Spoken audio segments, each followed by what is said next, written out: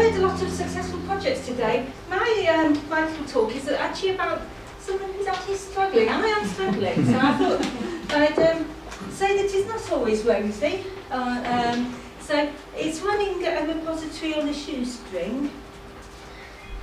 Just a bit of background, and it's pertinent. I got money to build the repository. It was built by UCS. Marvellous job, but of course it means I don't have any IT people who are familiar with it now. We went live in 2009, and I have no staff. I have no staff for whom it is a core responsibility. So we had to go live with a self-archiving. So we rely on the lecturers and other people to archive, and it's unmediated, which means that my metadata librarian has a quick look at entries to see if there's any howling spellings, mistakes, etc. But other than that, that's all we look at. So it is unmediated.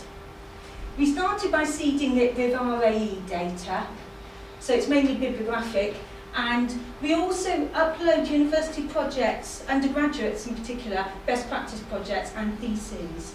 First element is for use by students to look at best practice projects. So, what are the challenges? The day after my funding finished, I didn't have any staff who have a dedicated responsibility or any additional funding to keep it going. So I have to go cap in hand and get funding every now and then for things like upgrades, and occasionally I can get a little bit of funding to get some students to do some data entry, but there's no dedicated staffing or funding. In academics are enthusiastic about it. We do workshops, they come, they think it's really great. And if I'm lucky, a couple of 3 people deposit within the next week, but I've seen 17. So although academics are keen on the notion, it doesn't convert to deposits. And of course I've got no staff, so I can't say to them, well, give it to us and we'll deposit, although we do to an extent. If we think people are really keen, then we do try and encourage people to, I'll try and do mediated deposit with them. But again, another thing to mention is I've changed my job since I set this up, so it's not necessarily something I can devote as much time to as I wanted. So we relied on self-deposit, inconsistency of data entry. As I said, if there's a real obvious spelling mistake, we'll see that, but otherwise we can't check whether they've ascribed things correctly, etc. And actually, some people say to me, oh, if the lecturer's putting everything on without checking copyright. I actually think I've made the mistake of scaring them all over it. And actually, they're very cautious about it. And I say, you can do preprint, that publisher allows preprint, and they'll get, I'll stick to the bibliographic reference, that's safer. So actually, I think I may, unfortunately, have stressed the importance, because of course people, to me, stress the importance of the copyright position, especially with an unmediated repository. So I think I may have scared people too much about it, and I have to try and persuade them that they can put preprint and various, the various stages that they can put up. And in fact, I think I've also frightened the library staff as well, which hasn't helped. Because the information librarians in particular, who are natural candidates to do this, they'll mention the repository, but as soon as someone says to them, oh, but what's the copyright position, they're back to me. So my experience is that actually our staff are being more cautious, and that in fact this problem over copyright means that we're not getting the full text that we wanted. So I've got about 1,500 items, and it's about 695 which are complete. So a lot of them are only bibliographic. That's very well done. Although actually, some of those do include things like the theses, which of course we do put on full text, but it has to be said that where we have managed is that we've managed to get adoption by the university research centres, who have an administrator for each research centre, and generally that information does go on full text. So I have some very keen users. I've also got some very keen advocates in some of the faculties and services.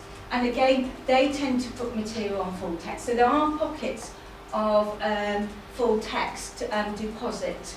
But outside of those areas, it tends to be more bibliographic. We have made it a repository for our best practice undergraduate projects.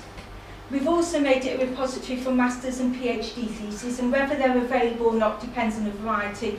The undergrad projects aren't publicly available. Masters and PhD theses, again, depends on what the students elect and what the university elects.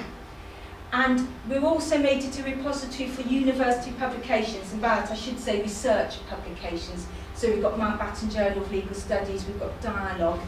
Again though, Dialogue, which is our internal teaching and learning, I can't get that to be public because of a concern over copyright again. So that's just available within the university, which I am working on that. We also have an internal research, enterprise and scholarship audit every year. And of course not everything has an output, because you can put things like being an external examiner. But where there is an output, we're trying to encourage people to upload as part of the process, and then just say to their auditor, it's on C, go and look. That's the minority, I'm afraid. What I do though get afterwards is an RES spreadsheet, which has everything on that anyone's declared. And again, I don't have full-time staff, but we try as and when to add that data. But it is unstructured and very full of mistakes. So even if you think you've got a reference, you end up having to retype or check the references because its quality is not very good, unfortunately. So REF 2014 is an opportunity for me. I'm managing to persuade someone to give me some money so that I can get the ePrints REF pluglet, and I'm hoping that will offer a big opportunity to me. At the very least, I'm hoping it will offer the opportunity that we started the institutional repository with, is that it will give me a chance to do a download of the input afterwards. So I'm hoping that we'll get submissions as part of the process. But if not, I'm hoping that I can mop up afterwards. So again, that'll be another opportunity for me to get data in. So gains to the university. It has contributed to research audits, and increasingly I hope with this REF that it will be part of the process. It is a central archive and record of university research. It's not a record of all the university research, unfortunately, but it is at the moment the only record of research that's being done by staff at the university. So the idea is there, and it's really, my approach is really sort of softly catch your monkey, you know, try and drip feed, get the idea there. Increased and improved retrieval of information. It is searched by Google, people link to it when they're doing presentations. Again, if it was more full text, I think I'd be able to better persuade people that you know, the visibility of their material would be improved by full text. So that's something for me to work on.